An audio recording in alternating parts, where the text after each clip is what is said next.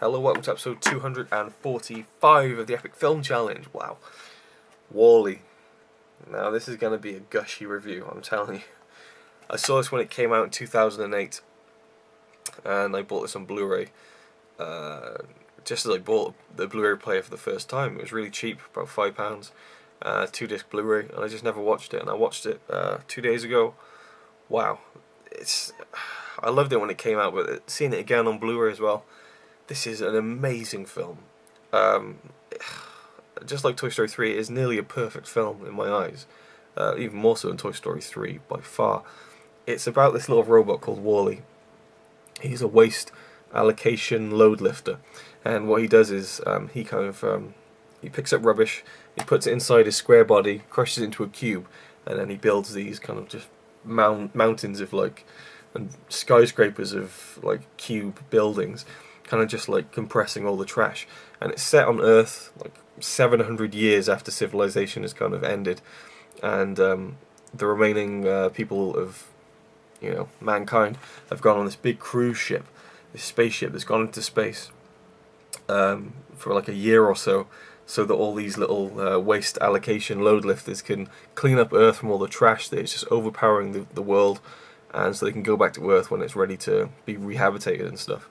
And the film opens and you're with Wall-E, and the E is waste allocation load lifter Earth, I think, and you see him just on his own. All the other Wall-Es have collapsed now, they're out of power, they've broken down, and he's just the only person left on Earth. And he's not even a person, the only moving thing, well, not even that, because he's got a little friend that's like this little bug. But anyway, it seems like he's the only person left in this metropolis of trash and a wasteland.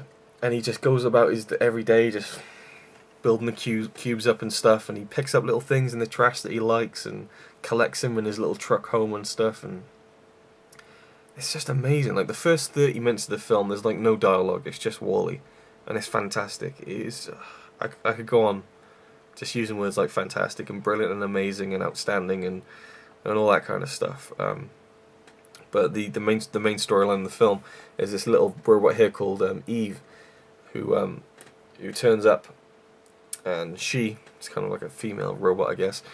She comes to Earth to kind of see if there's any signs of life, basically, and she's been sent from this cruise ship. And Wall-E kind of meets her, and you could say fall in love, but I think it's not really about love, it's about friendship, I think.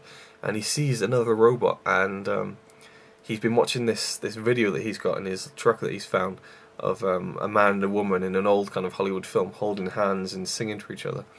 And he really wants to hold Eve's hand, and I think it's just so sweet. And the animation on Wall-E is just fantastic. You just get so much expression from his just mechanical, dirty, grimy body. There's the eyes. There's so much expression in them. This is just such a landmark in animating and in film in general. I don't know why this wasn't nominated for the best picture for an Oscar, seeing as Toy Story 3 was. Because I think this is a much better film as a standalone film.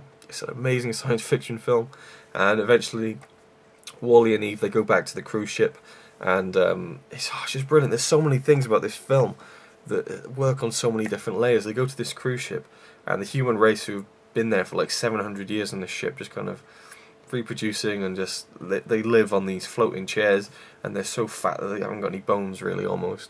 And it's so many clever little messages that you can get from this film, about society today, the way things are going, advertising, big companies, obesity and stuff like that, and how it's becoming a problem. And then there's also things like Wall-E really kind of symbolises the everyday working man, stuck in a rut, doing the same thing over and over again every single day, and you just have this sense of duty of just getting from A to B and doing it every single day, and having just a little, the little small pleasures in life, and then back to work. And it's about breaking out of that everyday monotony and living. That's what I get from it. And again, I've said this before, maybe, that's probably not what they intended when they made the film, but I think it is. I think Pixar are really smart, especially with all the story and the animation, but I think that these messages are supposed to be in the film, and also just the way that the world has gone, you know, pollution and stuff like that. There's a lot of strong messages as far as that's concerned. The ending of this film is amazing. It's one of my favourite kind of ending credit sequences. I think was beautifully done. And this film's just fantastic, you know. And the fact that your main character doesn't really speak that much, and he's, you know, the main driving point of the film. It's a joy to watch. I love it. I love it so much. 11 out of 10. No, 10 out of 10 for sure on Wall-E. And I could talk about it more, but I think it's fantastic. Just a landmark in filmmaking, in my opinion. 10 out of 10 all the way. And yeah, I'm a huge fanboy of this film. I'll tell you that now.